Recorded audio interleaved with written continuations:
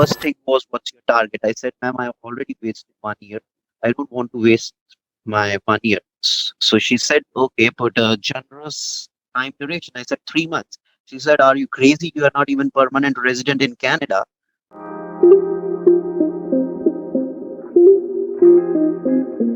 Welcome to the Golden Nuggets of Real Estate Investing, a podcast dedicated to helping you achieve financial freedom through real estate. We'll be discussing the most important lessons, or better known as the Golden Nuggets of Real Estate Investing, entrepreneurship, and personal finance with new and experienced investors to help you get into real estate investing or scale up your portfolio. So make sure to tune in. What's going on, everybody? It's Ross Nadai, host of the Golden Nuggets podcast. Today, I'm joined by my special guest, Vardaan Sagar from Ottawa. He's been an investor for about 1.5 years. And what he did is what I encourage everyone to do when getting started, and that is house hacking. So today, we're going to talk a little bit about, how he got into the real estate investment journey, what were some of the obstacles he faced, failures, success stories, and basically, what is house hacking and how that's actually helped him leverage and grow, and how he's going to essentially get to the next level in his career. So without further ado, Vardaan, please go ahead. Tell us a little bit about yourself. Hi, Ross. Thank you so much for having me over here. And I will always say it like I am a software engineer by circumstances, but a real estate investor by choice. And that's it, how I started my journey. Like I will say 3 years back in Canada, I came to Canada as an immigrant. And when you are an immigrant, you are having that mindset like you have to put down each and everything you have back there and you have to start new. So I came in 2017 as a Masters of Computer Science student, and real estate was already a thing which was in my mind. And I wanted to be a realtor. And I've heard a lot of people like who work as a realtor. And I thought, okay, let's go to Canada and get your study loan out. And then I will be a realtor for sure. And that's how I come up over here and started my struggle as a student and eventually finished it. But nothing I have done properly to be an investor during those 2 years. The only thing I did was just saving the money as much as I can, because I know if I have to do anything, start a business or do something, I need my own capital. I need someone to bet on me. So neither my parents gonna do it, because the last time they are gonna bet on me is sending me for a good white collar job, which I'm not gonna do. Mm-hmm. So the remaining person who's gonna bet on me is me. So keep on saving, because this rat race and each and everything which was going on, like Mm-hmm. I like it. Everyone likes the money. Everyone likes their pay stubs, especially in the white collar software engineer. You love the stuff a lot, and a lot of perks and a lot of merits. You get it. The perks are good, but that's not something like which bring me to Canada. Software engineering is something I don't have to do. I'm very much clear about it. Though even after doing 2 degrees and one master's degrees in it, I was now pretty much sure, no ways at all. I'm not gonna die as a software engineer. I saw an email, and the person like who is the owner of that, so Scott, like he's a very big personality, income property and all that stuff. So I saw some of his shows on Netflix. So I saw, okay, let's go. At least I will have an autograph. I went to that free show and heard about real estate, house hacking, so many terms in 3 hours, and I was all stuck like where I was. Like I am 22, 23 at that time. I was Right. 23. Like I even haven't heard about any of these things. And that kind of surprised me. And then as usual, as these people, they pitch, and then they pitched, okay, give us $1,000 and join our 3 day seminars. And I was not ready to invest like $1,000 so easily on something. So I have my friend with me. So I said, okay, let's do split $500 and join their 3 day, 9 hour each day seminars. Okay. And those 3 days, honestly, I understood 2% of the seminar, but that changed my life. This is how like I entered into real estate, but I still didn't started investing, because Mm-hmm. their next pitch was, okay, pay $60,000, become our member, and then start doing the stuff. And I don't have $60,000. I just have $55,000, and I thought I'm gonna invest it, not gonna spend it again on some teaching. Right. Right. Mm-hmm. I did a promise with me, no trips from now on. Wherever you're going to go in Canada for your seminars, that's going to be your trip. Definitely, you're going to be having living in the best hotels, enjoy over there, but that's your trip. trips. So I've been very strict with me until now. Like I never go and travel in Canada. I always visit the places where the seminar is there, even if it's in British Columbia from here to here. That's a trip. Then I will go to BC. Yeah, just to touch up on that, I think you brought out really good points. A couple of things that I got from this, and then that I feel like that really helped you your journey. One was you figured out, you know what, I need to figure out a way to save as much money as possible. So personal finance is a huge component that a lot of folks don't unfortunately have the financial literacy. And I mean, we do and we don't, right? Because it comes down to what is it that you truly want, right? Like you were saying, like you're willing to sacrifice trips. You're a young guy, you would love to travel the world, right? We always think that, you know what, this is the age, right? Yeah. Before you settle down, you have family and so forth.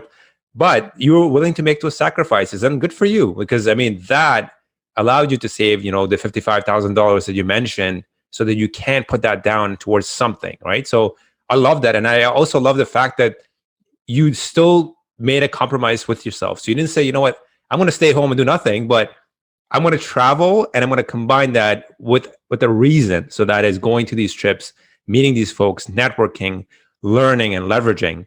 And then the second point that I wanted to just make before we proceed further is I like that you touched upon that, saying that, you know what, there's a lot of information out there, and there's so much free content. You don't necessarily always have to pay for these big ends, these conferences. The benefit from these events, I think, is literally networking. I think it's the people you meet there, not really necessarily the content, because the content you can get that free anywhere, right? It's just the people that you meet, the networks you build, the connections you make. I think that's when the ROI is, the return on your investment. Would you not agree? I totally agree. I totally agree. Like most of the people like who helped me in my business, who taught me a lot, I get to know about those people from networking events. One thing I realized, like if someone has to be a good software engineer, he needs to know basic programming languages. He Right. needs to start from something basic, make a good firm strength at the base, and then start building the buildings, whatever you want to build. So that's what I thought. Like, let's learn the ABC very well. Okay, I need a coach. And meanwhile, let me network and know the stuff because you have to do coaching not in the start. At least you should know most of the stuff. And either when you have to scale and or either when you have to start. Those are the two best times when you have to do the coaching. So I kind of get an idea because I am a 9 to 5 working job. So I need someone to give push to me in a very Right. start. You can plan, you can dream the things, you can chalk out the stuff, but action is something if you're not doing it, you don't get that good sleep in the night when you're not doing the action, right? Boom. You just said that word, man. That's what it is. Action, right? Like, you can sit down, read books, you can watch podcasts or listen to podcasts, do whatever you want. But if you're not implementing or putting these things into practice, it's all sitting here and it's not being used, right? And that's the biggest hurdle that a lot of investors have, right? It's just that, and I see this a lot. I mean, just like yourself, it took me a while also to get out of my comfort zone and to say, you know what, I think I know enough now to be able to action it. Because whenever you take on a new role, right, no matter what your background is, whether you did business, IT, don't you find that you learn majority of the stuff while doing the job? Right? The school preps you. You have the fundamentals, of course. Don't get me wrong, that's important.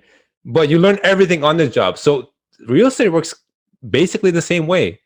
You can Yeah, sit there, you can learn all the knowledge you want, but then when you actually are implementing it, that's when you actually learn everything. yeah. Because your mindset kind of developed in exponential way. If I say reading the books, it goes in square or cubic exponential. But when you do it, it goes in way exponential, like because you are facing issues and you are solving them. Then I started paying people, like, let me work on your property on Saturdays and Sundays.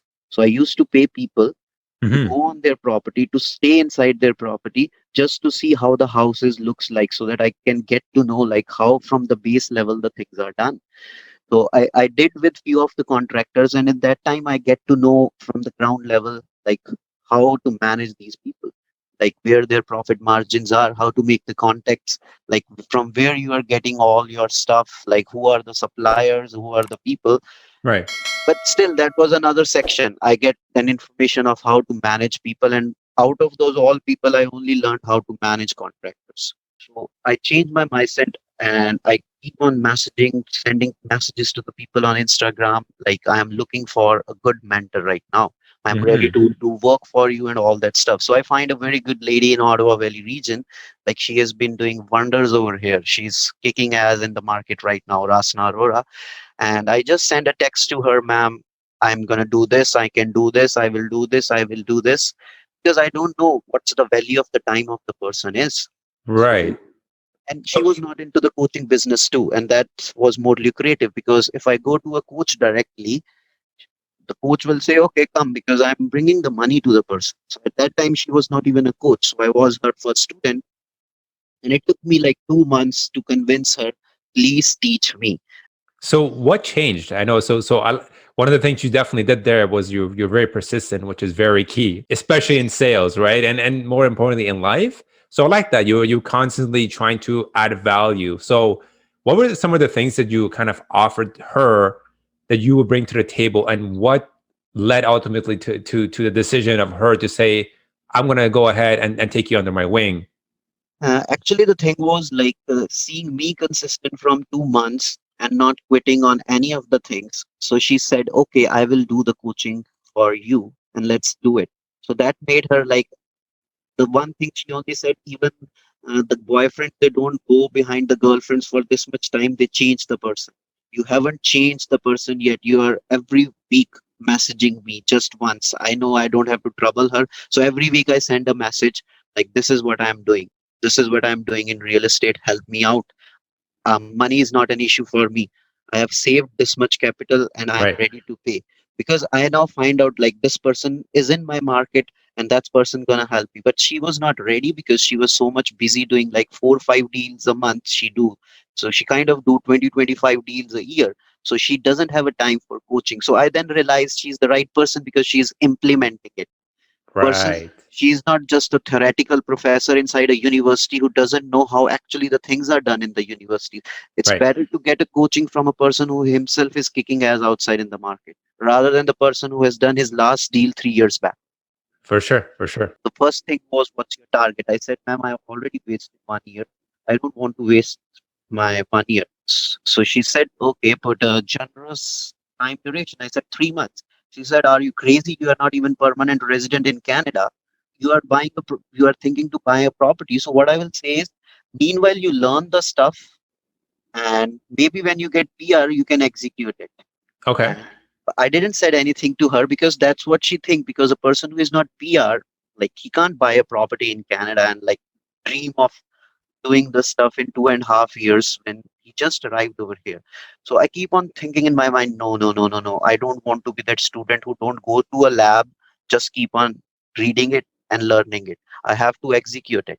So I Right. started finding the way how a non-permanent resident can buy a property, doing the stuff, and at the same time putting offers every day. And I was not even sure when I put my first offer whether I will be able to buy the property or not. So now I realize now when I'm preparing from my realtor courses, I know like how many checks you have to do. Like even I was not even allowed to buy a property and I put an offer at that time. Now when everything was happening and I was putting 10 offers, okay, keep 1 week for contractors interviews. All 20 people, interview each of them for 15-50 minutes, put your Saturday, Sunday on it. You get to know about most of the contractor things in those 2 days. Okay. Next week, go and talk with mortgage brokers. Find 5, 6 from good references as well as on Facebook groups. Go and talk with more of them. Then it's a Right. networking. So you know their areas now. Now the things were connecting dots, even when I'm not sure I'm going to buy the property. I was putting offers, I was doing stuff. And the most important thing which needs to be done very early was finances. And I was not even thinking of it because I was learning. Now So, I was so learning. what would have happened in a situation where you put an offer and it got accepted? I mean, and you hadn't really looked into the financing. I mean, was that did that ever come across your mind to say, you know what, I'm putting an offer for 300,000, and and if Ross is the seller and he accepts this, how am I going to manage this? Or were you? What was the thought process there? Were you like, you know what, I'm going to figure it out no matter what, or was it kind of like, you know what, I'm just going to test the market to see if this is going to stick or not? Like, what was your thought process? Then eventually, when my skills were getting better and I was finding good and good realtors, Yeah, they find me over there. Okay, man, bring your letter of approval. Okay. Then they gotcha. started finding who's your background history is. So I kind of realized, okay, these guys know what their business is. Uh-huh. Let's keep them for a while and keep them in touch with them and be honest and integral. If they are bringing the property, be always integral in the business, never go with anyone. But I always kept the thought process in mind, go out and meet as many realtors as you can, because some will be new, they will be bringing more stuff. Some will Right. be bringing jewels to you, some will be bringing in, someone gonna do negotiate for you very well. Veterans realtors, they do a lot of negotiation for you because they don't care for their insult or anything. Right. So eventually I find good people like you, and they guided me. My coach guided me. She told me how to do the finances, how to use other people money, how to go into your circle, what are JV agreements, like. Yeah. Then everything now started making sense. Yeah. You got to know the fundamentals first. Yeah, Absolutely. you Yeah. get to Yeah. know the fundamental first, and now I started enjoying the process. It was Okay. hard. 9 o'clock, my office starts in Canada in Ottawa. Right. I got finished from there at 6:30. A drive of 30 minutes back to my place. r- 2 hours of cooking and getting the things done. I used to sit at 8:30 on my desk and used to work till 2:30 in the night. 2:30 was seeing videos, doing the homework of my coach, sending all the emails to the realtors, sending the emails to the brokers, mortgage brokers, finding them, talking with my suppliers, asking all the questions, what is the price list of this? This is so that I can make my list of things, because any day it's gonna happen, I need it. So I was Right. not demotivated like why I am working on this stuff. Why would I need to know per square feet price of a flooring? What are the suppliers who's gonna give me like cheaper flooring? What does it cost to paint a house? Like what Right. are the good places to buy? So all this information were going parallelly. Each and everything I used to do on in those 4 or 5 hours. Hmm. And I told you, like that sleep, now I used to have a good sleep because I was doing action properly. I was not, earlier everyone used to say prepare a rate list. I hear what needs to be there, but I never did it. But Right. now I was doing, because I was answerable to someone. First of all, I was answerable to my coaching fees, because it was my hard earned money. I Right. have paid right away to someone. Second thing was, the lady was like preservative lady, like she like used to push me a lot. That much bigger personality she is. Like sometimes teacher needs to be very strict. So Yeah. she was very strict, and I know like neither I can lie to her because it's my fault, it's my money. And other thing is, I don't have to let her down, because I'm gonna be her first student in her circle. People gonna say, oh, you coached one guy, it's 5 months, he still didn't get a property. I know within 2 months I had a deal. I had the deal under contract. House was in the middle of the city, in one of the best places of the city, and everyone was negative in front of me. Oh, what was the seller's market? Just like you know your market, like it's very Right. difficult. Biddings are going on and everything is going on. And the moment I started my coaching, Corona comes, and everyone said, Vardaan, you did the most biggest mistake of your life giving money to someone.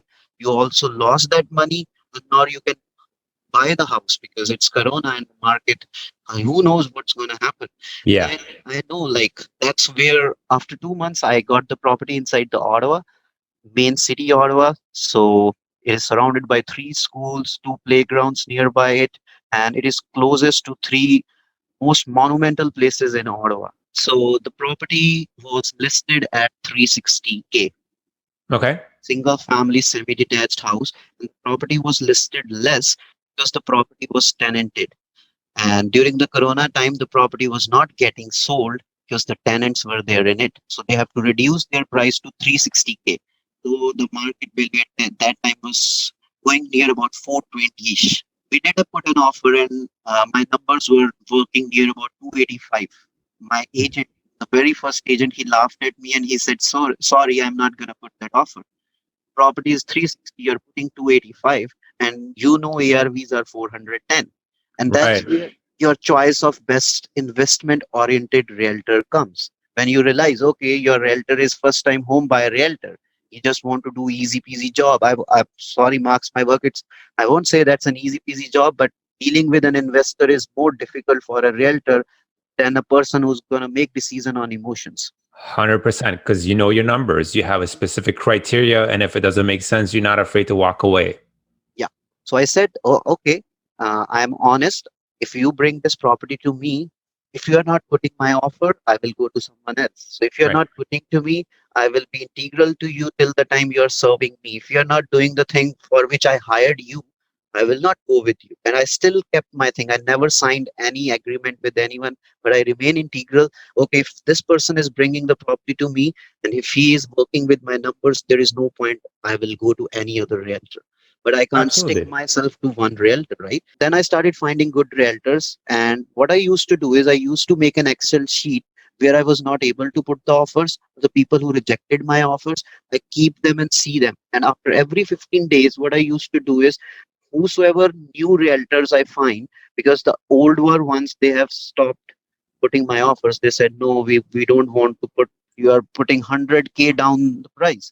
I say, okay, you are the one who are going, I am not going. So now I have to go to some other person. I find a very good realtor, and he's a very good realtor friend of mine. So he put an offer for that. There was a big cross on the contract. That much insult the seller's agent and seller has done to him. So they put a very big cross on that seller say contract, and I was very demoralized. Like, oh, that was an insult, and I should like it's not working. My numbers are way lesser, and whatever they promise in theory, it's not at all working. Right. Right. Third offer, fourth offer. So the same property, it's happening, but it's not happening right away. So that I seems to be desperate for it. Sixth offer after 2.5 months, I again put that offer. So the person was still stuck at 360. He said, okay, 345. I said, uh, my number was fixed. When he said 345, I said to my person, 310. 310 gonna be my number. If he's okay, okay, I've already wasted a lot of my time. On this Uh-huh. one, I'm gonna cross the Dorchester out of my list. It's 2.5 months now. So Corona helped me. His property didn't went away because there were tenants and there were strict regulations. No one needs to come in. I have seen the property when everything was fine. So 345, then he comes to 330, and then he maximum said no more than 325. So I already brought the person 35,000 below where the people were saying you can't bring the people negotiate the things in a seller's market. And I know the property is 410, 420-ish if it's not that time when people don't want to meet the tenants. So let me ask you something. So this is an interesting point. So how long was this property in the market for, right? Because as a realtor and as a buyer and investor myself, so that's one of the criteria you look at is like you look at properties that's been in the market for a long time, right? So what cheesy thing where realtors do over here is they put the property for 60 days and then the date again changes, right? They take it Something. off the market, yeah, and then they put it back on the market. But even then, right? So when you're looking at a property, if a deal comes on board, some people, every realtor has a different strategy, right? There are ones that will put it below the market to raise a bidding war, essentially. There's ones that are pretty much spot on with their valuation because they want something to be closed quickly and they want to get the best offer. And hopefully they get a little bit over asking, right? They determine a good value based on the comparisons in the area.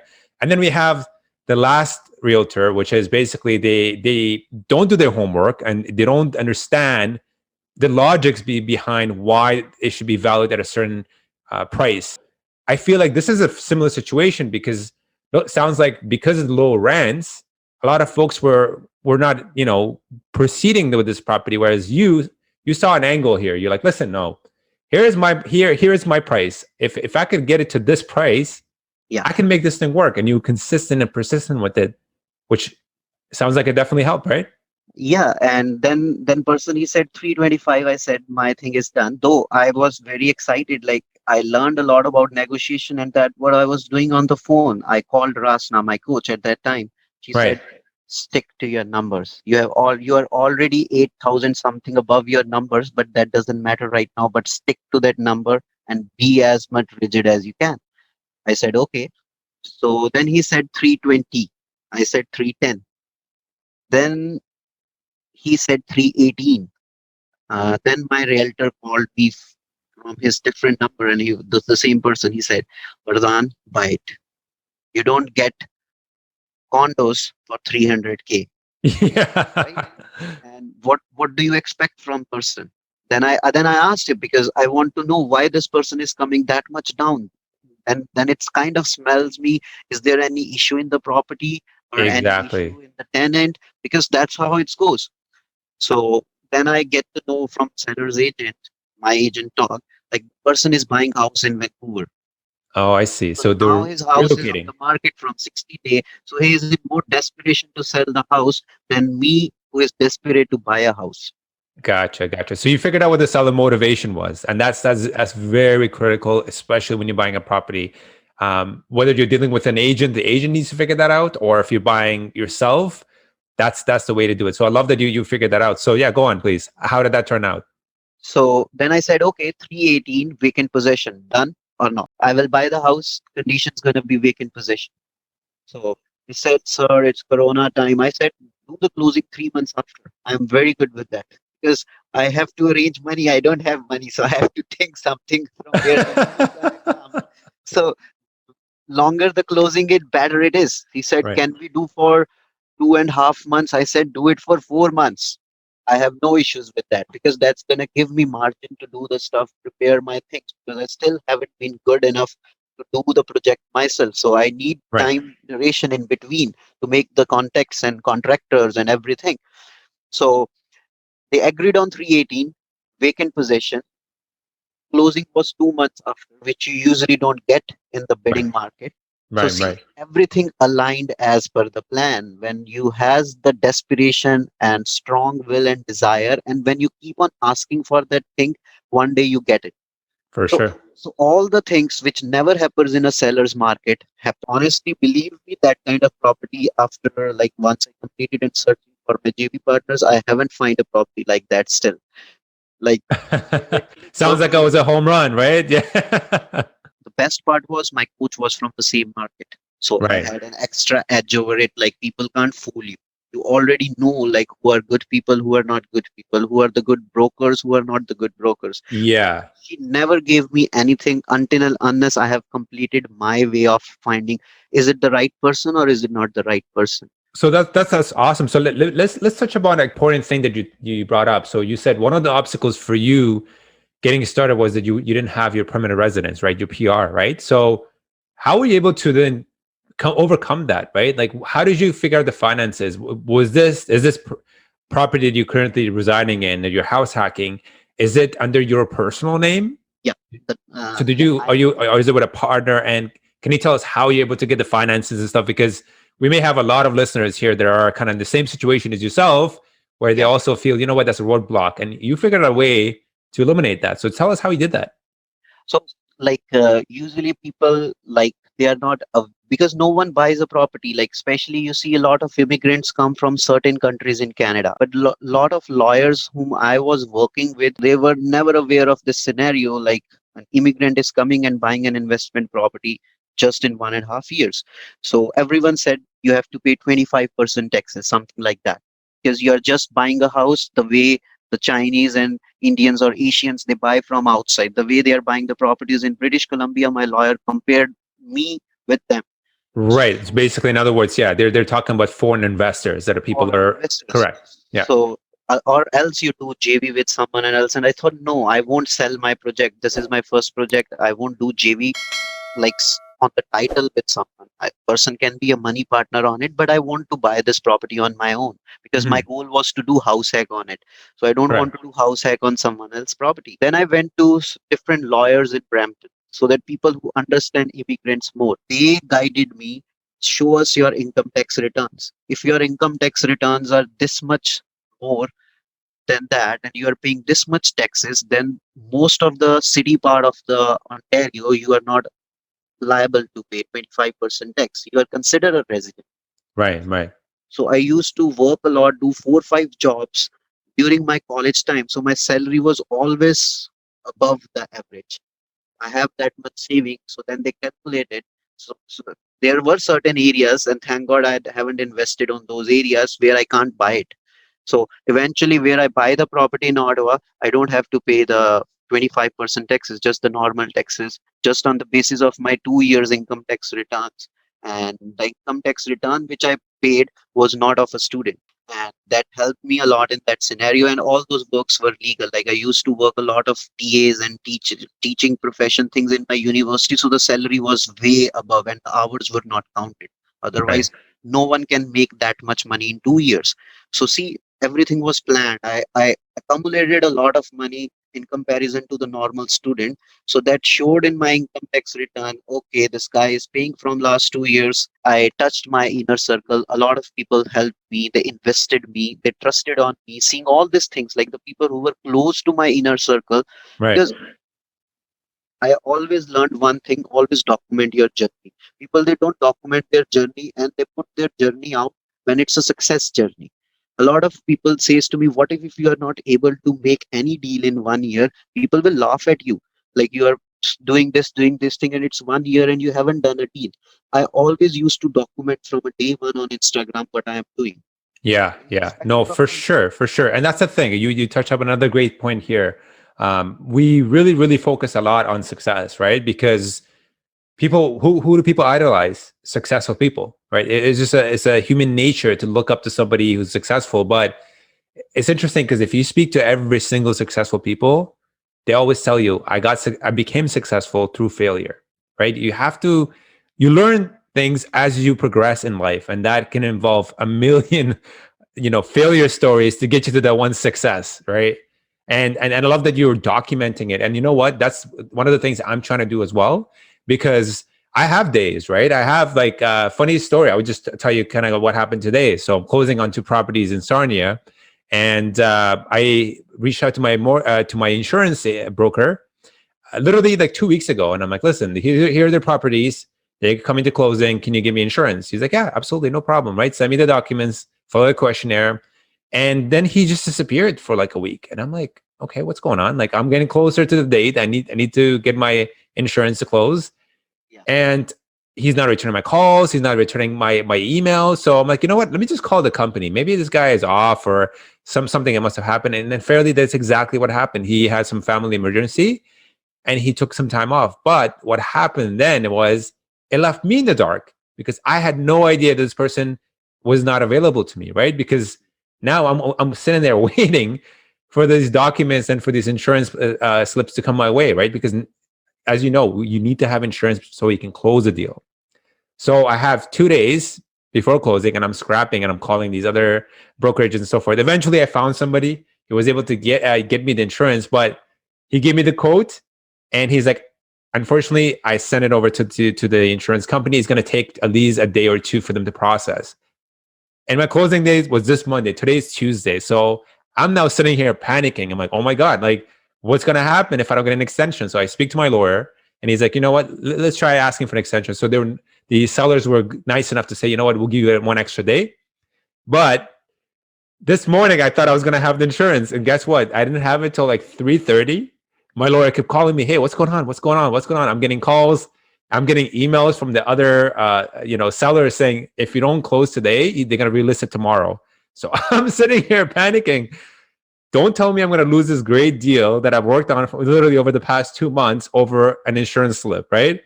yeah. So I'm putting pressure on this guy. I'm like, listen, buddy, like if you don't get this to me by 3:30, I'm done. Like the deal is off the table, and everything is gone. Everything I worked for is gone. So please get that the binding documents to me ASAP.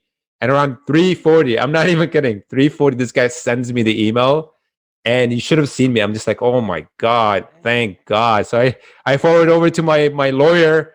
He gets it. He goes to the bank, gives a deposit, and it's all done, man. But like that adrenaline rush, that stress, you don't see that behind the scenes, right? Because you don't know. You think, oh, it's easy. I'm gonna get this. Everything's gonna work out. Hopefully it does, but then sometimes there's these crazy things that come in the way and then obstacles happen. And if you don't document it, you don't talk about it, or you don't show that to people, it sets out unrealistic expectations. Yeah, I really like your point because these things happens, and honestly, an investor only becomes an investor when he's facing these things. Right.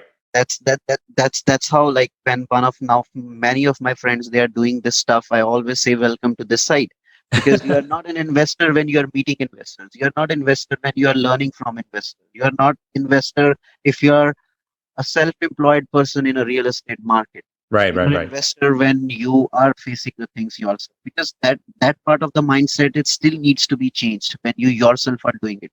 Certain mindset change, reading books, reading motivation, reading, meeting new people, but that mindset of facing the problems and coming out of it, that mindset, only action brings it. So you are finally an investor when you do it, and the For sure. remaining part of the investor that is left is when you scale your things.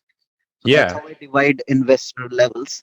So once you do it, then scale it, then Yeah. completely defines you investor. And you got to learn from your lessons, right? You got to learn from your mistakes. So, what did I learn today? I'm just like, listen, the moment that I get the documents, the purchase agreement signed is the moment I'm going to reach out to my insurance agent, like right away. Right away, I, yeah. I gave him 2 weeks, and 2 weeks even wasn't enough, right? No, My that's not closing, I had 25 days so I can close for because of like I closed, or I guess I got my agreement signed, and it was around Christmas time, so the holidays and everything. So we decided, you know what, we need to get at least till end of January to give us enough time, right, to get a appraiser there, to get the documents, get the lawyers involved. Everybody's off, right? It's totally understandable. So I'm glad we pushed the closing date, give yourself a little bit of buff room. But then secondly, now I know, oh man, insurance is not a joke either. You have to make sure that you get the people on board and follow through, right? Because again, it's not the individual's mistake. I don't even blame my insurance broker. I blame myself because I should have done a better job of following up. If when I didn't hear back from the person in the past 3 days to be like, hey, what's going on? What's the recent update? Right? That should have clicked in my head to be like, oh, what if he's not available? what if he's not available. And I honestly, like, I never learned this thing when to call insurance broker. One of the investor, like when I was in earlier days, he said whenever you're going to close, 1 month before you have to make call to finalize, I'm going to do the quote with this person, and then 15 days before the close you have to tell them I need the documents 6 days before. So those three calls you have to make.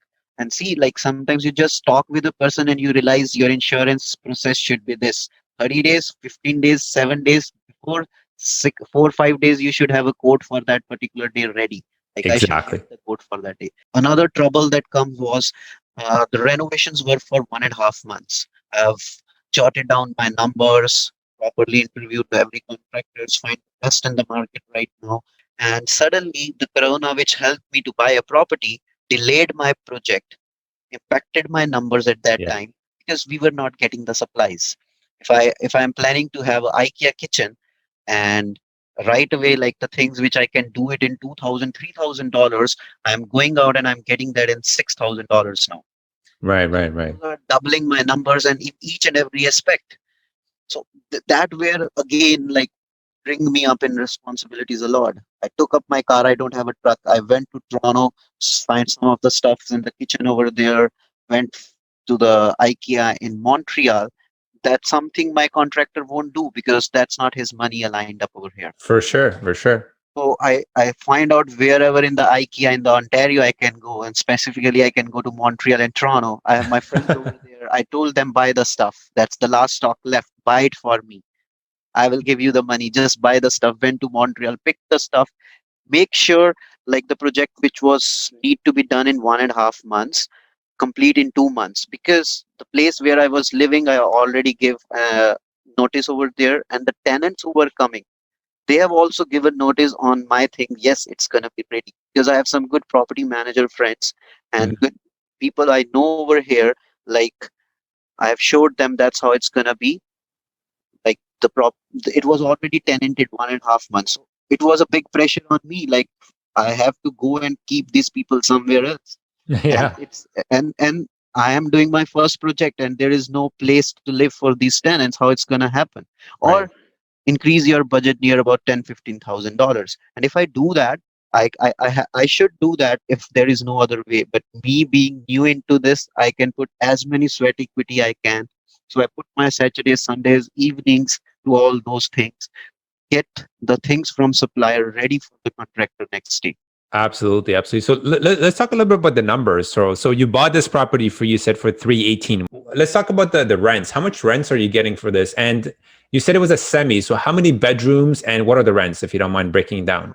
There are 4 bedrooms. Each bedroom is $650. So 650. So is this a student housing, or is it a like a family It's property? Like, it's not the students. Like it's a big software industry here in Ottawa, in Canada. So all right. are like IT professionals who are working over there.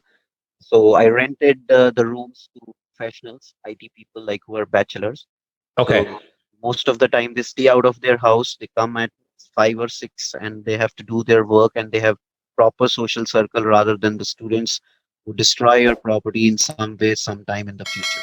Yeah, yeah. And the interesting part is, so you have 4 bedrooms. What is your living situation? You said you were house hacking. So Yeah. So yeah, I'm living in one of them and the other three I have rented it. your monthly rent that you're getting, your gross rent is about 1950, and it's all inclusive, right? Yeah. My mortgage is $1,000. Okay, so let's talk about the taxes. How much taxes are you paying for this property? What are the taxes? The taxes I'm paying is like $2,200 a year. 2200. What are you estimating the electricity to be per month? The average for hydro it comes out to be 70. So 70 a month. It'll be about 840 a year. Sounds like. And then how much is for water? What are you estimating the water to be, since you are going to be Water paying in for it? Ottawa comes like near about once a 3 month or a 4 month. So the bill has been never been more than $100. Okay, so you're paying that quarterly. So in that case, it's only about 400 a year. Wow, the water bill is pretty good, cheap there. That's Yeah. good. And what about natural gas? Are you using gas at all? No, it's electrical. Everything is electric. Okay, and then what's the insurance on that property? Insurance is $98. So 98 a month. We're looking at, so let's just say $1,200, just roughly around it.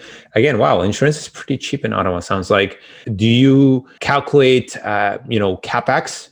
For those big expenditures or anything on the management Yeah, side? so like right now, like I renovated the property. So honestly, like seeing the things that it doesn't need anything in the next 3 4 years. So Okay. still I consider like $100 per month is maintenance. Okay, that's good. Yeah. So you still budgeting for at least 100 a month, and okay, perfect. So that's, let's just say 1,200 a year for capex here. And what about vacancy? Are you including vacancy at all in your numbers? Yeah, I include vacancy of $100, like 1%, 2%. So people Mhm. either make it 50, someone makes it $100. But yeah, you can include vacancy $100. Okay, so about 1,200 a year. Okay, perfect. And I also usually like to put at least about $500 just for miscellaneous, right? Again, the benefit of this is, since you live in there yourself, you are basically are in charge of the maintenance. So you're gonna be doing the snow removal, landscaping and whatnot, right? Yeah. Perfect. And then you said, how much did you put 20% down on this property? Yeah, I put 20% down. Okay, okay. And then your mortgage rate is what, around, you said about, it's about $1,000 a month? Yeah, it comes out to be $1,000 something. Okay, perfect, perfect. Yeah, so based on that, looks like you're again, my numbers may be a little bit different than yours, but generally speaking, it looks like you're cash flowing over 350. Is that about right? Yeah. Perfect. So I you haven't included my rent right now. Like if I consider, like I haven't put my rent, like I just put the rent for 3 months, right? Yeah, exactly. And that's what I was gonna say. So at this point at 353, you're basically living for free, which is awesome. You have no living costs essentially. You eliminate that portion of it, and on top of it, you're still making about $350 a month from the property that you put your money in. So that's awesome. And then what today, if you were to list this in the market, did you refinance this yet or no? I just like 1 week back was done with the refinancing and appraisal stuff and everything. So What is this going for in the market? What do you think? What do you expect in the after repair value to be, or current market? the value it comes out to be 420. About 420. Yeah. Wow.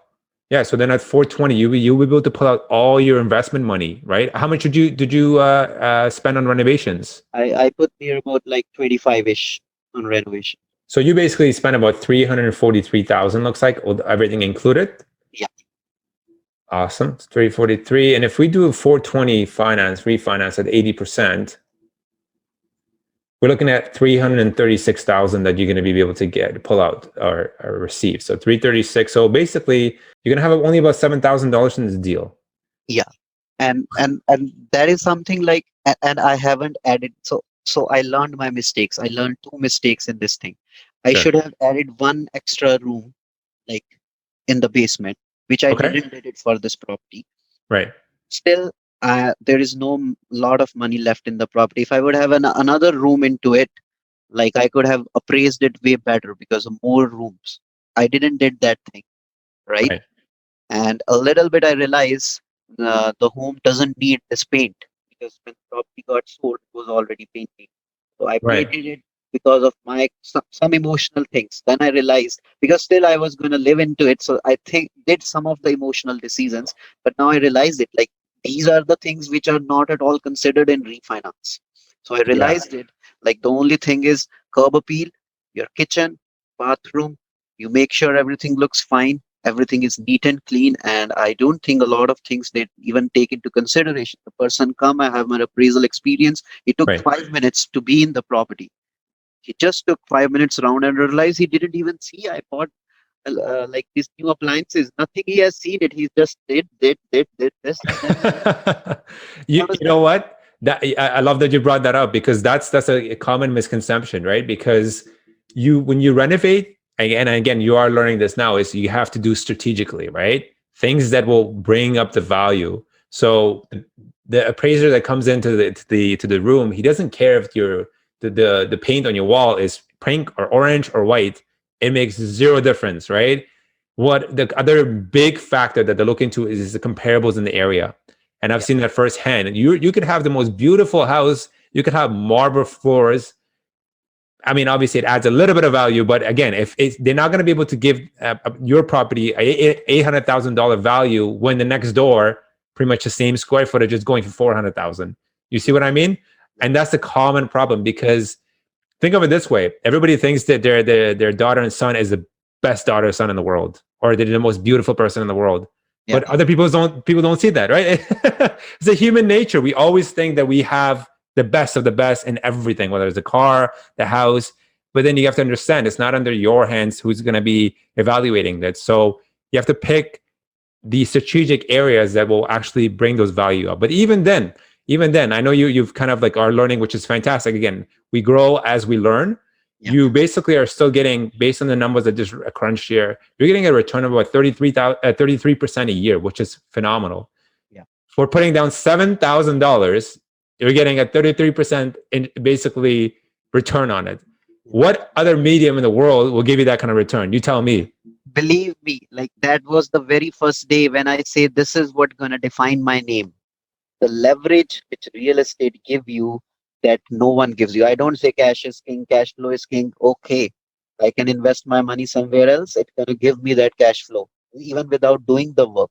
The Right. leverage which real estate gives that no one else gives. So that is the power. Like and I Absolutely. tell like people in the layman language, you buy at 318, it's 420. Tell me where it does like this. 318, 420. And 420 is the value by bank. If I'm gonna go out, staged it properly, and Uh-huh. bring emotional feeling into this place, Yep. it's because most of the comparables were 455 plus. I was gonna say you easily can jump that up to 450 or more, right? Depending on the situation. And again, there's so many things you could do. The way you market it, the way you present it, stage it, you can go over asking very, very easily, especially in this crazy hot market. So yeah, and speaking of leverage, right? To your point, the banks will never give you money to go invest in a stock market, but they will give you money to invest in real estate. And why is that? Some people may not understand this, is because real estate is very safe in the eyes of the banks, right? There's a reason why for investment properties, they ask you to put down 20%. The reason for that is because they want to make sure that they're protected. So if a house that's worth, 400,000, you put it 20% down, if the market crashes it and goes down 20%, they still make their money. They're still safe, right? So it's the safest bet that they can make. And that's why they're okay with leveraging. And another thing I was going to mention to you also is that your DCR rates, right, which is your debt coverage ratio. So as long as you can show banks that, you know what, I can double my mortgage for my rents, Yeah, that's what they're going to do. They're going to give you more money and you're going to yeah, go and buy more real estate. yeah, Again, no other avenue will give you this kind of like leverage. It's unbelievable. Guess what? Next year, your house is going to go even more up. And what are you doing? You're not burning your money renting. You're living there for free. You're making money on top of it on a monthly basis. Your house at the very minimum is appreciating 3 to 4% a year. And guess what? You're building equity. That's Yeah. another beautiful part of this whole process. And then you'll be able to leverage this money and go buy additional properties, which is phenomenal. And what's next for you in terms of so far you've tackled it, you're doing BRRRR projects. So are you still looking into student housing, or are you looking at multifamily? What is it? What is it that you're looking for? So my niche is always buying single family homes and plant a mango tree today because I don't see my retirement in next 10 years because I want to work. I don't want to retire so early. So I see just planting the mango trees right now. Right. And then after 10 years, I have that much equity in them. I don't have to work. So I always want to work in a single family. It doesn't mean like recently I was going through a fourplex in Cornwall with one of my investor friend. It doesn't mean, but my major niche is going to be single family Right. houses and a little bit extra pepper into it. And that's going to be either make a single family house the way I did it without putting a lot of money into it. Because you make money when you buy. You never make money doing proper renovations or selling it well. You Bingo. make Bingo. money on buy. So I make money on buy. After that, that was just a role I have to play. I did that. I make that money on that negotiation. So either do that, make it a rental unit, give it to the families, put it under your corporation, and keep on increasing that. Awesome, awesome. So you're active. You're active in the market. So you were looking at MLS. Are you looking also at off-market deal? And is there a specific area or that you're focusing on? And if so, why? What are the market fundamentals you're after? Right now, like for these SDUs and all, I still want to be in the city or anything 20 minutes away from the city. Ottawa gonna be next GTA in next 3 4 years. So people can't buy houses inside Ottawa. So Right. there are so many smaller towns which are 30 minutes away from Ottawa, where the housing prices is 100K, 50K, 80K lesser bidding wars. For me, it always work. Now go out that places where people will live in next 3 4 years because they can't live here. Right Right. now, the Right. rent is like 2,500 plus utilities to get a house. Yeah. So people will love to travel 30 minutes and rent a place for $2,000 plus utilities and save that $500. Oh, absolutely. Yeah, yeah. And it's always an urban sprawl. That's what happens, right? You start off in a major city like Toronto, and then yeah, Ottawa is definitely up and coming. It's what I like about, again, my market analysis and fundamentals that I know is the big sector there is the government, right? So Government and people, IT, both. yes, I was going to say IT is the next thing up there, but there's a ton of jobs, right? People go where the jobs are. Yeah. Why do you think Toronto got so hot? That's Because why. a lot of the jobs are here, right? And then it started moving to Mississauga, and then a lot of businesses came to the Brampton and so forth. So it started expanding, and then that's what's going to happen eventually in other areas. People go where the jobs are, and that's a given, right? Another market that I was looking at also in that area that I was interested was Cornwall. Cornwall is kind of like a hidden gem. However, I've been speaking to a couple of the realtors in that area, and they have seen some crazy like increases in pricing. That 10%. There is 20% in Ottawa and 10% rise in Cornwall for single family houses in 2020. There you go, there you go. Yeah, and the funny part was he's like, listen, like, I love working people that are honest, right? So this realtor that I'm working with there to get some information. I mean, I'm a realtor here in the GTA, but I don't know the markets there, right? So you want to make sure you put your money where it belongs, and you want to get pay for expertise, and that's what I'm willing to do any day, right? So what he told me is, listen, if I were you, I would not invest right now. And this was probably about 8 months ago when I spoke to the gentleman, and he's like, the reason being is because people are just buying for sake of buying, and they're just inflating the market where the numbers don't make sense. And he laughed. He's like, I'm telling you this as a realtor because my commission is on the line, but I'd rather have you be, a good client and who's happy than try to just, run you over by paying and making you pay for something that's not worth it. At the same token, I really appreciate that he was honest and he was willing to work with me because he valued my relationship more than money.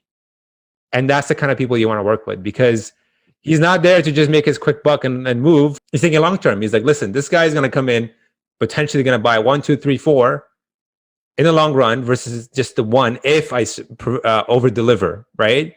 And that's the key. You're going to become a realtor, and that's number one thing. We always have to look out for our clients as if the money is ours, and then that's how you can leverage and help somebody out? If so, for somebody starting out, what would be 3 books that you can recommend somebody who wants to learn a little bit more, whether they're new or they want to scale up their business or portfolio? Honestly, there are a lot of books, but like I will honestly tell one book, that is Money People Deal. That is pure real estate book. If you are missing a coach in your life, if you are missing any person in your life you want, so read that book. That book gonna be your companion in real estate. And the book I still have right now is Real Estate Joint Ventures. Let me show you the book. The book was just in front of me, and this is Yeah, very old book. This is like 30, 35, 40 years back book, like how to make joint ventures in real estate. I think that's by Don Kimball. Yeah. Yeah, yeah. Awesome. No, those are some really good books for individuals that are looking into learning about real estate. And the third book, like I won't mark it as a real estate because that's gonna be a lot of book. The Power of Your Subconscious. Yeah, it doesn't always have to be real estate because again, it comes with more than one thing. It's not just about real estate. Again, a big chunk of anything in life is mindset. So if you don't have the mindset right, nothing else will fall in place. So those are awesome recommendations. And then yeah, let's. I know you said you're not really too big on I guess traveling right now, right? But if you were to travel anywhere on the world today, given it's COVID, if we could, where would it be and why? Canada is the place where I want to properly like move around because Yeah. I've been only to the bigger cities because that's where the conferences happen, right? Yeah. No, Canada is beautiful. I've kind of seen both East End and West End of Canada, and for somebody who's starting out, I recommend start with the East because when you go to West, you're blown. Your mind is completely blown. You look up and you're like, this is Canada. Like Alberta is just phenomenal. It's so beautiful, and I Bam. couldn't believe it. You're literally in heaven. I've traveled a lot, and I'm telling you, I still haven't been to a place more majestic and more beautiful than Lake Louise in Banff. It was just so beautiful. Like I could not believe that there's a glacier, a mountain, and there's a little water right here in front of you. It's just so beautiful. Like it's just mesmerizing. So highly recommend you check that out if you haven't been there already. Definitely, I will go over there. I've never been to Alberta. And yeah, I mean, for folks that want to connect with you, Vardaan, what will be the best way to reach out to you? I keep it very simple. Like I have no different accounts. I always believe people never always want to hear about real estate, right? So I always make sure you just search my name. That's the only way you can find me. Awesome. Yeah. So I'll definitely have your links there. I know you have an account on Instagram, and I believe you have one on Facebook. So I'll put those in the show notes. So for anybody interested in speaking to you or connecting with you. Really grateful, and I grateful to the gods above. Like we met on social network, and I get to know your goals, your even you're working not on your real estate. I see like you're working on your physical things, you're doing exercises That's regularly, right. and you don't know you whom you are inspiring. It you inspired me, like when I was seeing you doing it, so you inspired a lot. So that's what, like, you are bringing change into someone's life. So if you're doing it, you are doing a very marvelous job. So I really appreciate it, and especially it's very hard to put a content out there.